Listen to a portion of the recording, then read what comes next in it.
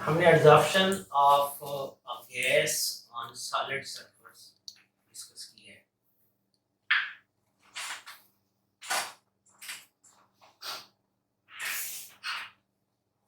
इसमें जो एब्जॉर्बेंट है वो एक सिंगल गैस थी, जबकि जो एब्जॉर्बेंट है वो भी एक सिंगल सब्सटेंस थी और वो कोई सिंगल सॉलिड था। इन absorption of a single gas on solid surface, इसको हमने सिंगल सिस्टम का नाम दिया है। यानी सिर्फ एक गैस की किसी सॉलिड सरफेस पर एब्जॉर्प्शन होगी। यानी हमने ये सपोज किया था कि अगर हमारे पास ये एक कंटेनर है, इस कंटेनर के अंदर हमने सपोज किया था कि गैस ए जो है वो मौजूद है, और हमने इमेजिन किया था कि ये कोई सॉलिड है जिसके पास कुछ साइड्स हैं जिन पर उस गैस के मॉलिक्यूल आकर अटैच हो सकते हैं। इसको हमने एब्जॉर्बेंट का नाम दिया था और ये एक सॉलिड सब्सटेंस थी और सिंगल सब्सटेंस थी। हमने ये कहा था कि इस गैस ए के जो मॉलिक्यूल हैं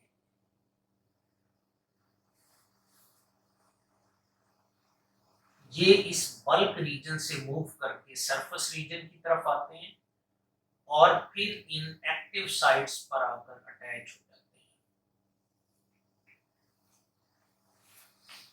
इस प्रोसेस को हमने एब्जॉर्प्शन का नाम दिया था।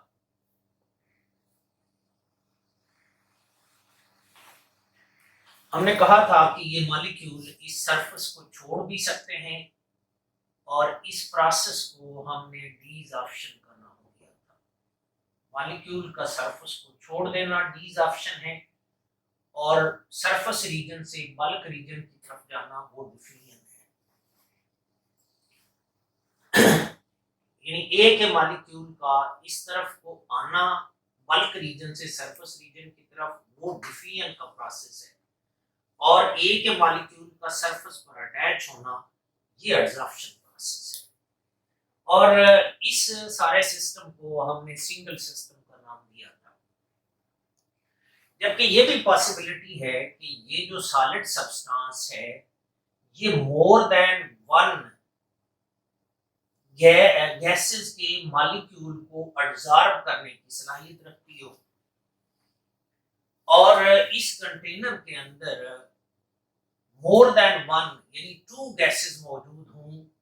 एक गैस ए है और जो दूसरी गैस है वो बी है। यानी दो गैसेस हैं जो कि इस कंटेनर के अंदर मौजूद हैं, या दो गैसेस का मिक्सचर है जो कि एज एब्जॉर्बेंट यहाँ पर मौजूद है। एक गैस ए है और जो दूसरी गैस है वो बी है। तो फिर इस सरफेस पर जो एब्जॉर्प्शन होगी वो सिर्फ ए के मॉलिक्यूल की नहीं होगी, बी के मॉलिक्यूल भी एब्जॉर्ब हो सकते हैं। हम सपोज करते हैं कि ये बी के मॉलिक्यूल भी बल्क रीजन से मूव करके सरफेस रीजन की तरफ आते हैं और कैटलिस्ट या एब्जॉर्बेंट की सरफेस पर आकर अटैच हो जाते हैं। हम अगर यूं कहें कि जो ए के मॉलिक्यूल का इस सरफेस पर आकर अटैच होने वाला प्रोसेस है जिसको हमने एब्जॉर्प्शन कहा है, उसके लिए सपोज रेट कांस्टेंट K1 है। ये rate constant for absorption of gas A है ऑन द सॉलिड सरफेस। जबकि ए के मॉलिक्यूल अगर सरफेस को छोड़ दें तो ये प्रोसेस डिसॉर्प्शन है, और ए की डिसॉर्प्शन के लिए जो रेट कांस्टेंट है वो K2 है। जबकि बी जो है वो भी तो इस सरफेस पर आकर एब्जॉर्ब हो रहा है, उसके लिए जो रेट कांस्टेंट फॉर एब्जॉर्प्शन है वो K3 है। जबकि उसके लिए जो रेट कांस्टेंट फॉर डिसॉर्प्शन है वो सपोज K4 है।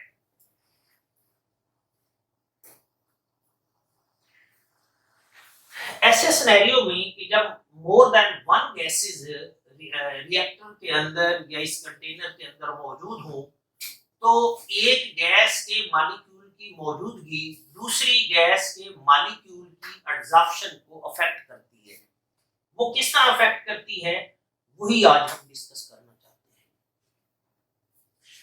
हम इमेजिन करते हैं कि ए ने जो सरफेस जो फ्रैक्शन कवर की है सरफेस की, वो थीटा ए है।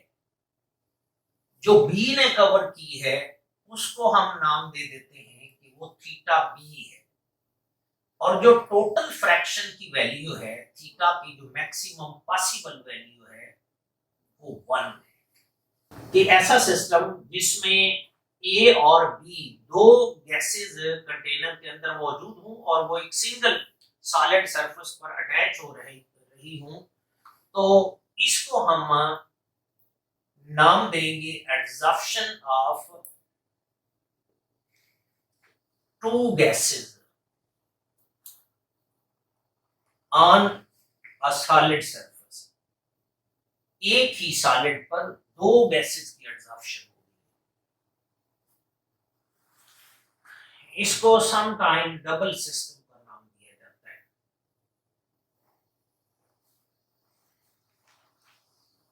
यानी एडजॉर्बेट इसमें दो है।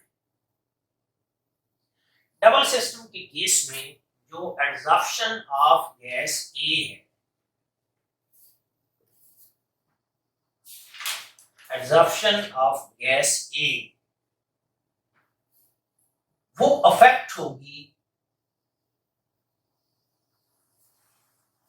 Bye the presence of gas B. क्योंकि जो सरफेस ए ने कवर करनी थी उसका कुछ पार्ट बी ने कवर कर लिया है, तो ए की जो एडजॉर्प्शन है वो बी की मौजूदगी से अफेक्ट होगी।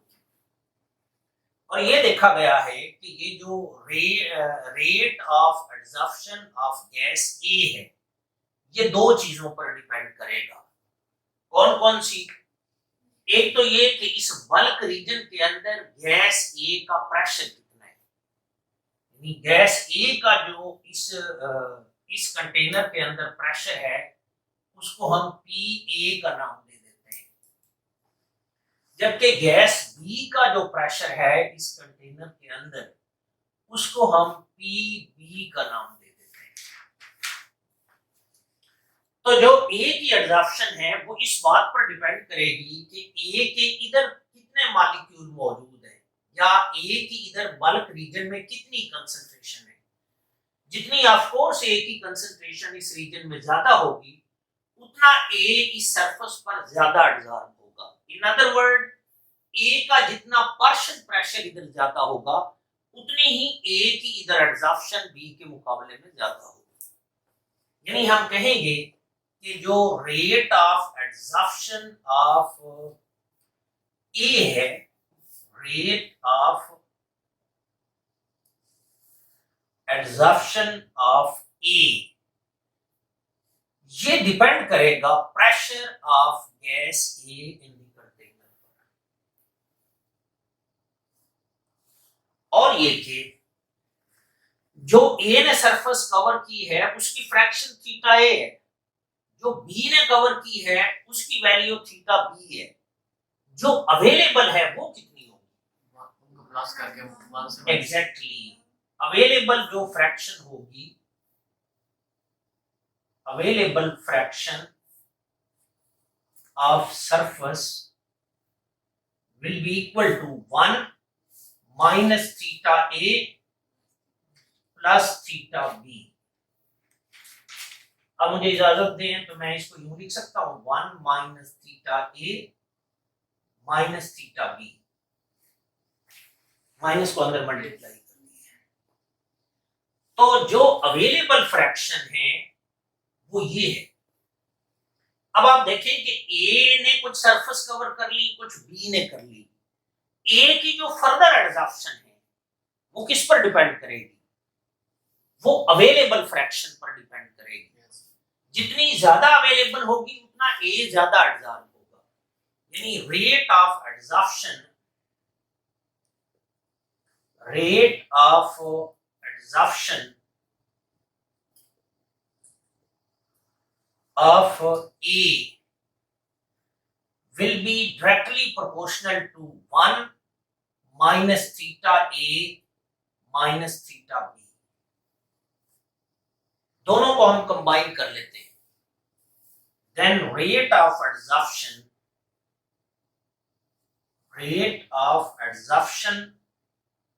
of A जो है वो डायरेक्टली प्रोपोर्शनल होगा PA into 1 minus theta A minus theta B. Then rate of adsorption will be equal to a rate constant for adsorption. उसको मैंने क्या नाम दिया? K1 का नाम दिया है, into PA into 1 minus theta A minus theta B. ये rate of adsorption of gas A है in the presence of gas B. Similarly अगर हम एडसॉर्प्शन ऑफ B गैस की बात करें तो वो भी ऐसे ही डिपेंड करेगा. यानी जो rate of adsorption of gas B है, it should be directly proportional to the pressure of gas B. Rate of adsorption should be directly proportional to 1 minus theta A minus theta B. दोनों को हम combine कर लें. Then rate of adsorption will be directly proportional to PB into 1 minus theta A minus theta B, and rate of adsorption will be equal to K3 into PB 1 minus theta A minus theta B. तो ये rate of adsorption of gas B है. ये rate of adsorption of gas A है. मैंने कहा कि ये A और B के मॉलिक्यूल सरफेस पर अटैच भी हो सकते हैं और सरफेस को छोड़ भी सकते हैं. तो rate of desorption of A क्या होगा आपने बताना है. और सरफेस हो रेट ऑफ डिसऑर्प्शन किसका? Of A. ये किस पर डिपेंड करेगा? कवर्ड हम दोनों को जितनी उसने A ने कवर की है, जितना A इधर ज्यादा होगा उतना ही वो ज्यादा सरफेस को छोड़ेगा. ये B से अफेक्ट नहीं होगा, ना ही ये प्रेशर से अफेक्ट होगा. ये उस फ्रैक्शन से अफेक्ट होगा जो A ने कवर की हुई है.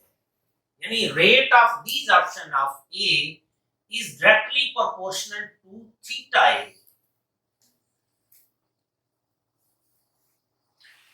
इट मीन्स कि जो रेट ऑफ डिसऑर्प्शन है, rate of desorption of A, it should be equal to a rate constant. उसका rate constant for desorption of A क्या मैंने लिखा था? K2 into theta A.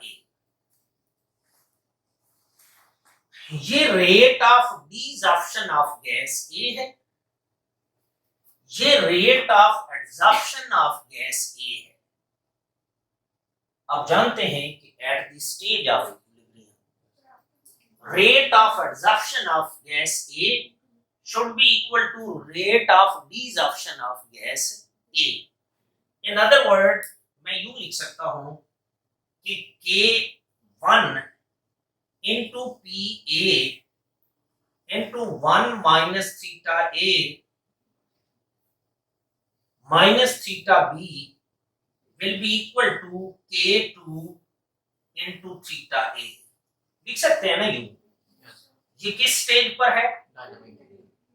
At the stage of dynamic equilibrium. Similarly, rate of desorption of B क्या होगा और किस पे डिपेंड करेगा? rate of desorption of B, it should be directly proportional to theta B, and rate of desorption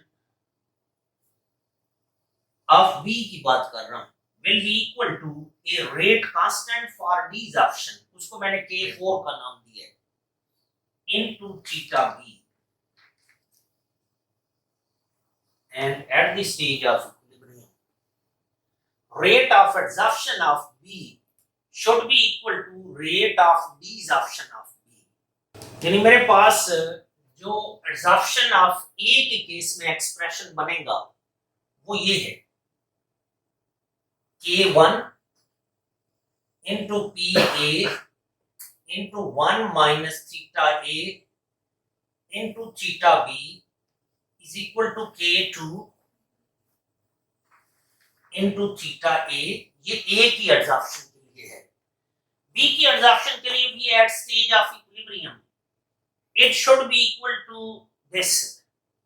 यानी इसके लिए जो एक्सप्रेशन बनेगा वो बनेगा K3 PB into 1 minus theta A minus theta B is equal to K4 into theta B.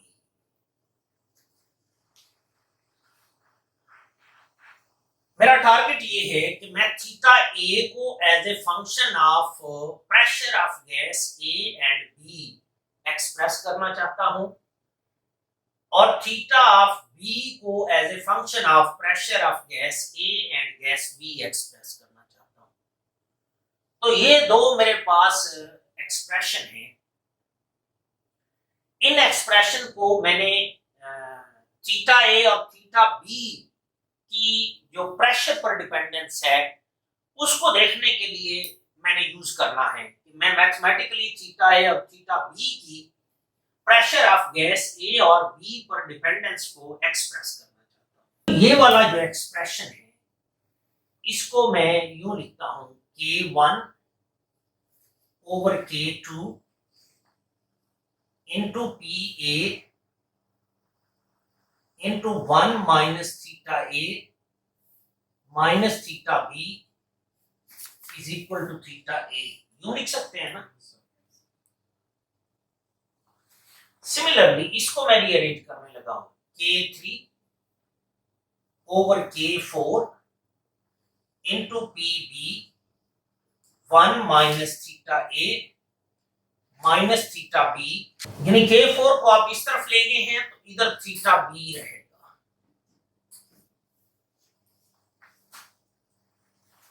ये जानना जरूरी है कि ये जो K1 over K2 है ये क्या चीज है और ये जो K3 over K4 है ये क्या चीज है. ये रेट कांस्टेंट फॉर एडसॉर्प्शन है K1 adsorption of gas A.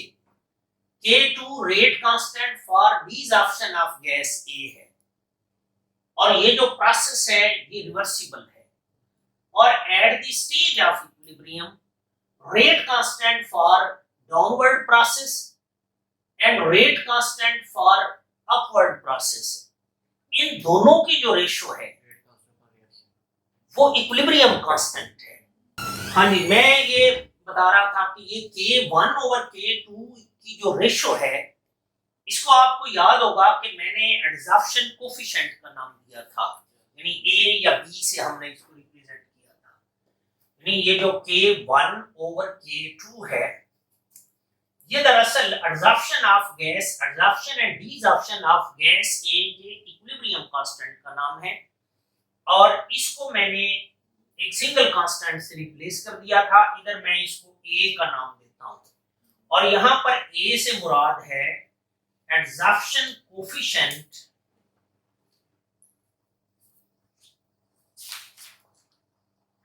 adsorption coefficient of gas A.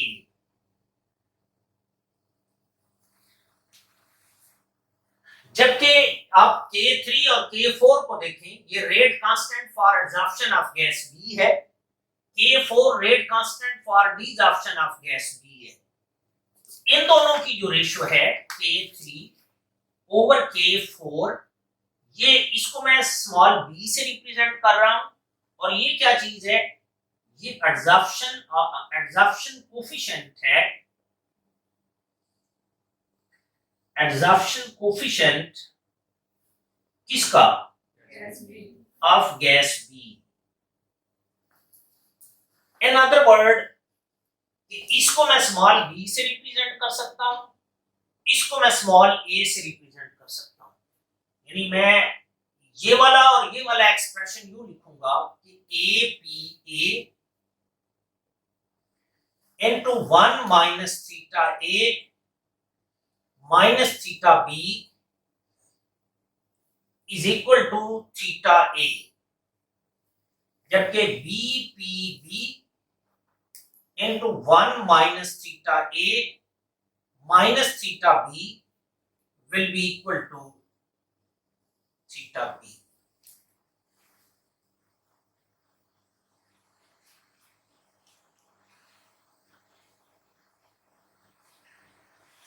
ये दो साइमल्टेनियस इक्वेशन हैं।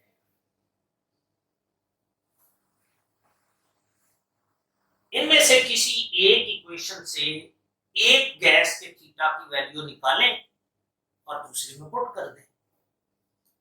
ऐसा करने के लिए मैं यूं करने लगा हूं कि ये जो यहां से मैं थीटा बी की वैल्यू निकाल लेता हूं।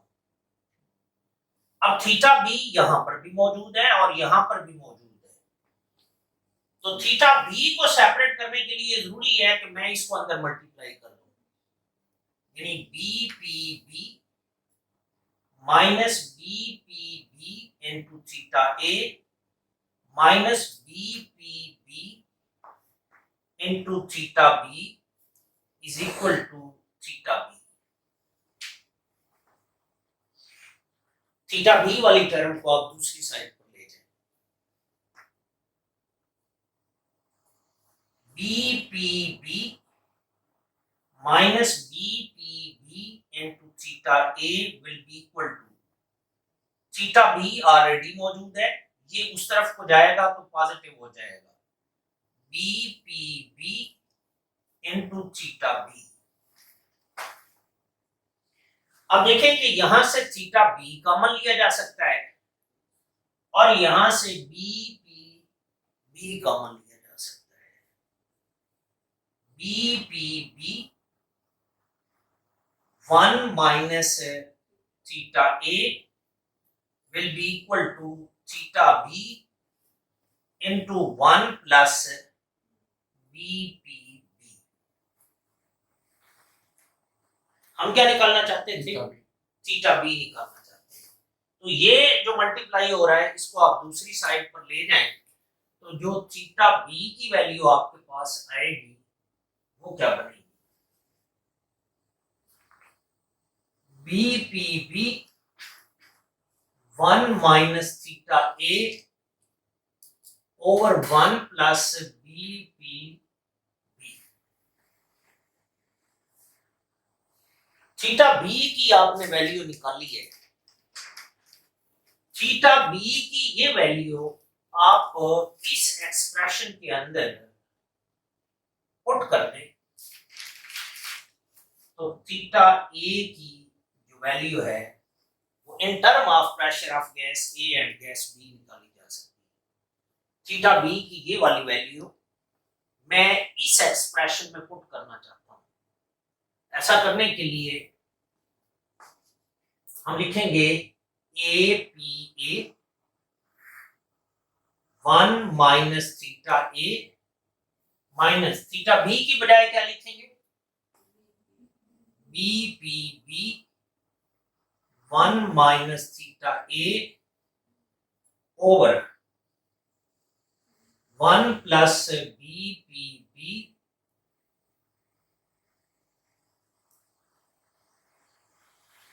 1 माइनस थीटा ए मैंने ऐसे ही लिखा है, और थीटा बी की जो वैल्यू मैंने निकाली थी वो मैंने यहां पर पुट की है, और ये इक्वल है थीटा ए। इसका एलसीएम ले लेते हैं, इसको 1 कह लें, इसको भी 1 कह लें,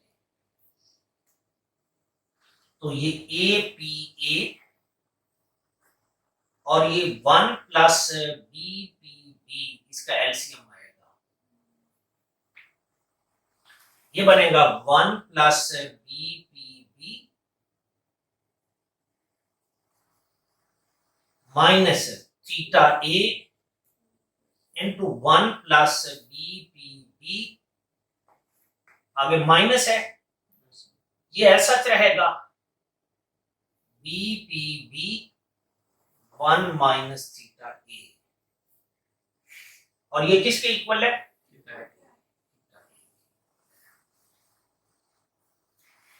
इसको जरा ओपन कर लेते हैं।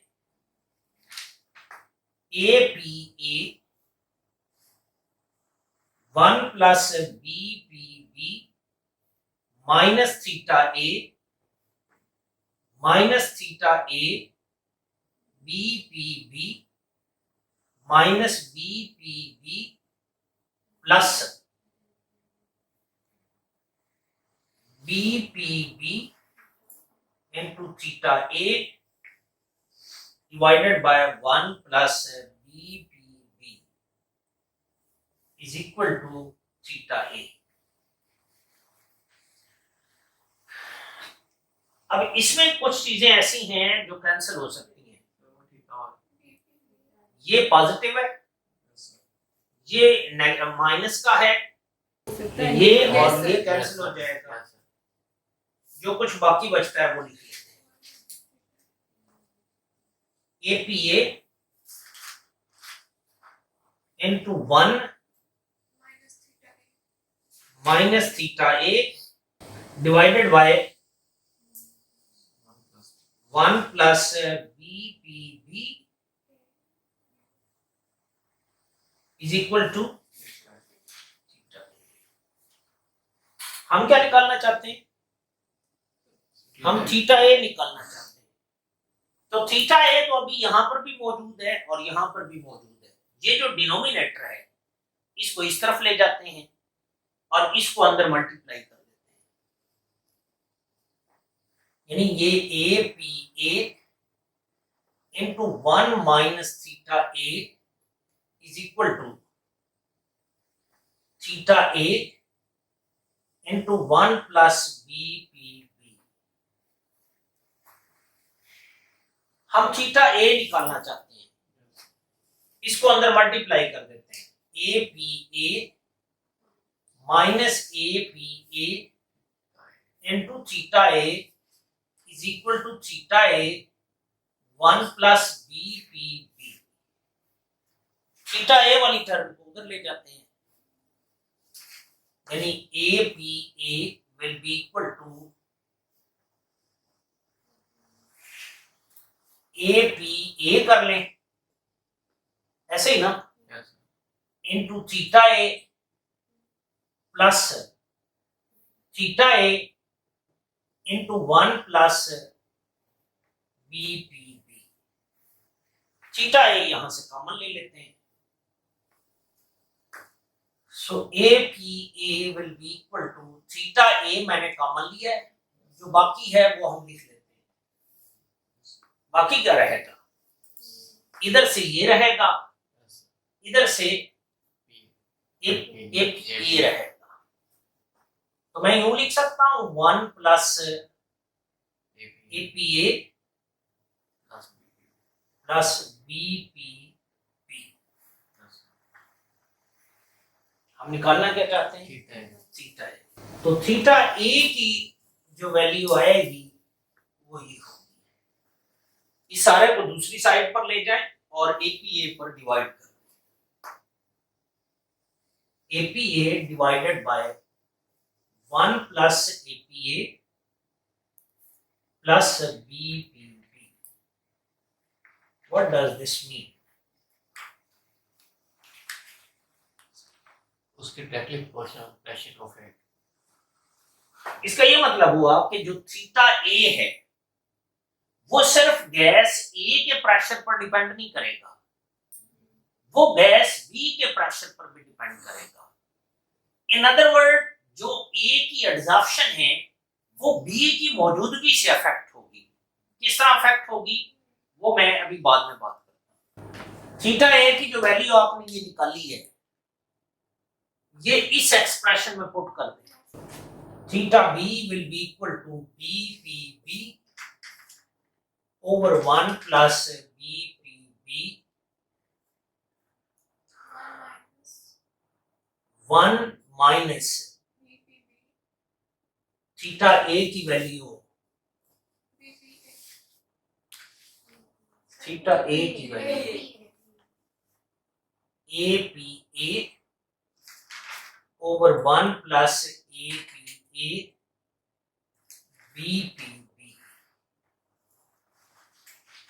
इसका आप एलसीएम ले लें, 1 प्लस APA BPB,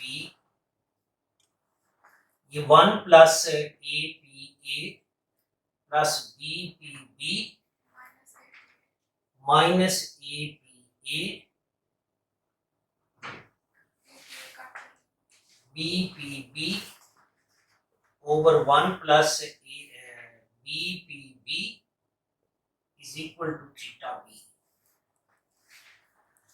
तो ये और ये कैंसिल हो जाएंगे, ये 1 प्लस BPB और ये 1 प्लस BPB ये कैंसिल हो जाएंगे, and theta B will be equal to BPB over 1 plus APA plus B।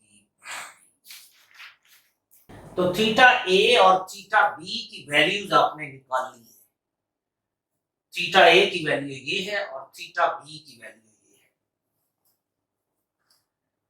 इससे आपको क्या इंफॉर्मेशन मिल रही है, यानी इससे काफी सारी इंफॉर्मेशन ली जा सकती है, जिसमें एक ये है कि adsorption of gas A is affected by the presence of gas B. Adsorption of gas B is also affected by the presence of gas A.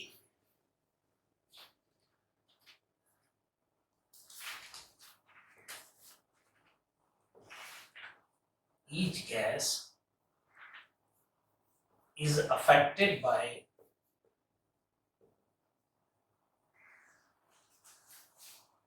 presence of the other one.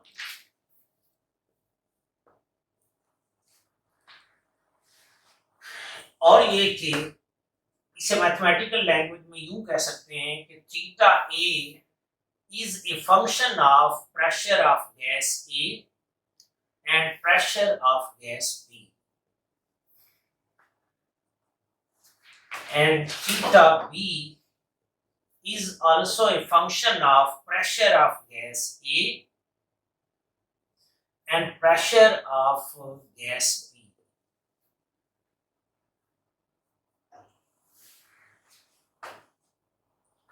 और ये कि थीटा ए की जो value है वो increase करती है with increase in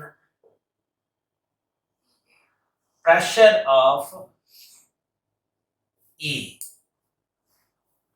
of course इस कंटेनर के अंदर ए का प्रेशर ज्यादा होगा तो वो ज्यादा एब्जॉर्ब होगा और वो ज्यादा सरफेस कवर करेगा। सिमिलरली जो थीटा ऑफ बी है वो इंक्रीज करेगा with increase in pressure of B.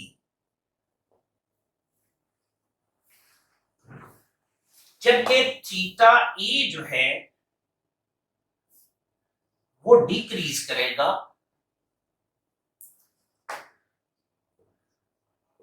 With increase इन, बताना है आपने, pressure of B. Of course अगर मैं थीटा ए की बात करूं तो बी का जो प्रेशर है वो डिनोमिनेटर में है, और बी का प्रेशर बढ़ेगा तो थीटा ए की वैल्यू कम होगी। सिमिलरली जो थीटा बी है वो डिक्रीज करेगा with increase in pressure of gas A. जिस गैस का आप प्रेशर बढ़ाएंगे उसकी एब्जॉर्प्शन बढ़ेगी। ना सिर्फ उसकी एब्जॉर्प्शन बढ़ेगी बल्कि वो दूसरी की एब्जॉर्प्शन को कम करेगी। और ये कि कुछ और केसेस हैं।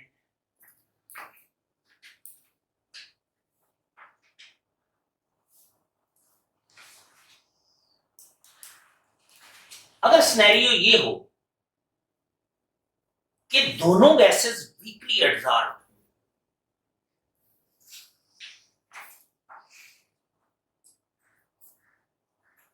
when both gases are weakly adsorbed, what does this mean? कि दोनों गैसेस की सॉलिड सरफेस पर अटैच होने की एबिलिटी कम हो। बल्क में रहना ज्यादा पसंद करती हूं बजाय इसके कि इस सॉलिड की सरफेस पर आकर अटैच हो। तो इसका ये मतलब होता है कि ए और बी ये दोनों की जो वैल्यू है वो स्मॉल है। अगर एब्जॉर्ब होने की एबिलिटी कम है, वीकली एब्जॉर्ब है, तो उनके एब्जॉर्प्शन कोफिशिएंट की वैल्यू कम होगी। ये इतनी कम होगी कि 1 plus APA plus BPB will be approximately equal to unit. क्यों? वो छोटे हो कि A और B दोनों की वैल्यूज वेरी स्मॉल है। ये इतनी स्मॉल है कि ये प्रोडक्ट और ये प्रोडक्ट और इन दोनों प्रोडक्ट का जो सम है वो 1 के मुकाबले में नेग्लिजिबल है।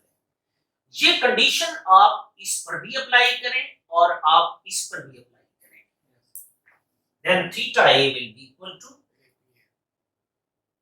APA over 1 and theta B will be equal to BPB over 1।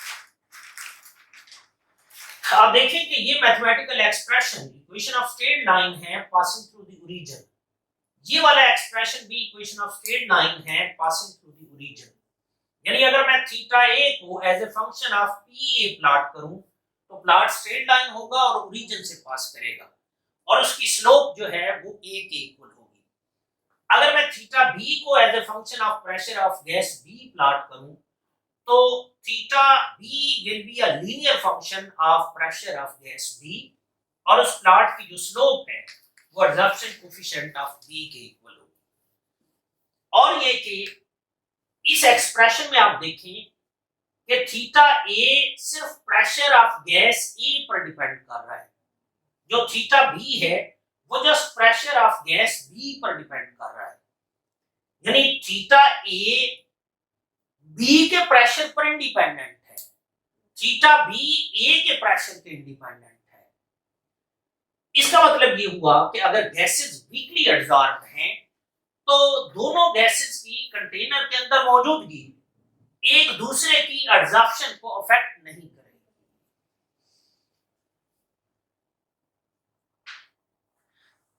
जाहिर है कि दोनों की इंटरेक्शन ही सरफेस के साथ कम है तो सरफेस तो खाली ही रहेगी, तो एक की मौजूदगी दूसरी की एब्जॉर्प्शन को अफेक्ट नहीं करेगी। लेकिन अगर सिनेरियो ये हो कि इन दोनों गैसेस में से एक गैस की इस सॉलिड के साथ अफिनिटी ज्यादा हो, दूसरे की अफिनिटी कम हो, यानी मेरे कहने का मतलब है कि एक गैस स्ट्रांगली एब्जॉर्ब हो और दूसरी गैस वीकली एब्जॉर्ब हो, तो फिर सिनेरियो क्या होगा? यानी अगर ऐसे हो कि व्हेन गैस ए चलो हम कह लेते हैं कि स्ट्रांगली एब्जॉर्ब है, इसका मतलब ये हुआ कि बी वीकली एब्जॉर्ब है। अगर ए की एब्जॉर्ब होने की सलाहियत ज्यादा है और बी की कम है तो फिर इसका मतलब ये हुआ कि 1 plus APA BPB will be approximately equal to A की स्ट्रांगली एब्जॉर्ब होने का ये मतलब है कि इसके एब्जॉर्प्शन कोफिशिएंट की वैल्यू लार्ज है, और अगर ये लार्ज है तो ये इतनी लार्ज है कि ये वाला फैक्टर इस फैक्टर और इस फैक्टर के सम के मुकाबले में वेरी लार्ज है। ये इतना लार्ज है कि 1 प्लस बी पी बी इसके मुकाबले में निग्लिजिबल है, तो फिर ये ए पी ए बनेगा। अगर ये ए पी ए होगा तो इट मींस कि जो थीटा ए और थीटा बी का एक्सप्रेशन बनेगा वो यूं बनेगा, then theta a will be equal to APA और डिनोमिनेटर में क्या आएगा APA, और ये किसके इक्वल होगा 1 के, और थीटा बी क्या होगा BPB ओवर APA। इसका क्या मतलब है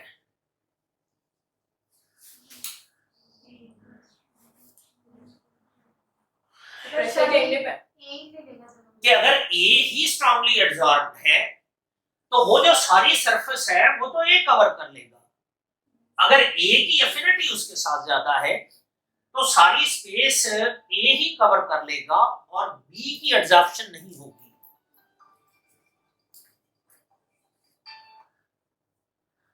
जबकि इसका क्या मतलब है सर वो ए पे भी डिपेंड करता है और बी पे भी, क्योंकि ए ने भी सरफेस कवर की है।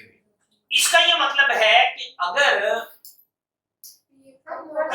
आप प्रेशर ऑफ गैस बी बढ़ाएंगे, ऑल्दो के ए की एडसॉर्ब होने की सलाहियत ज्यादा है, लेकिन अगर आप कंटेनर के अंदर बी का प्रेशर एक्सट्रीम हद तक बढ़ा देंगे तो फिर बी के प्रेशर के बढ़ने से बी की इस सॉलिड सरफेस पर जो एडसॉर्ब होने वाली फ्रैक्शन है वो बढ़ जाएगी। इन अदर वर्ड कि जो थीटा बी है उसकी value pressure of gas B के बढ़ाने से बढ़ेगी, जबकि प्रेशर ऑफ गैस ए के बढ़ाने से कम होगी, क्योंकि एक तो ए के एडसॉर्ब होने की सलाहियत ज्यादा है, दूसरा अगर आप कंटेनर में उसका प्रेशर बढ़ा देंगे तो वो तो फिर मजीद सरफेस कवर करेगी और बी को मौका ही नहीं मिलेगा कि वो सरफेस पर अटैच हो सके। It means theta B increase करेगा with increase in pressure of gas B, जबकि थीटा बी डिक्रीज करेगा with increase in pressure of gas B.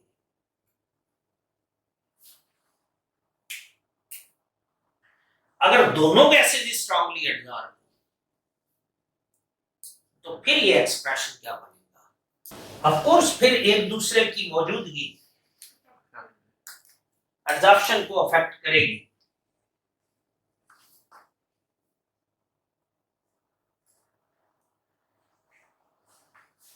When both gases are strongly adsorbed,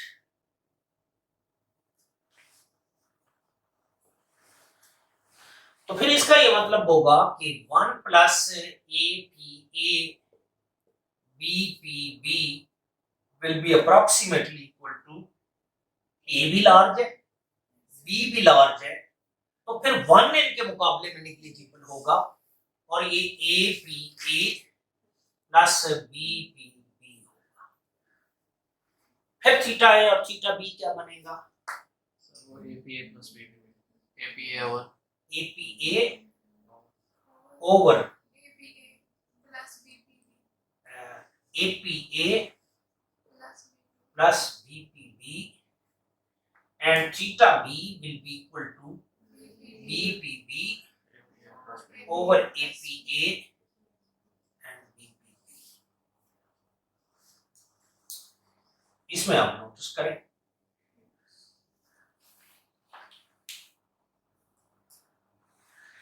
इसका ये मतलब हुआ कि जो थीटा ए और थीटा बी है वो सिर्फ एक गैस के प्रेशर पर डिपेंड नहीं करेगा।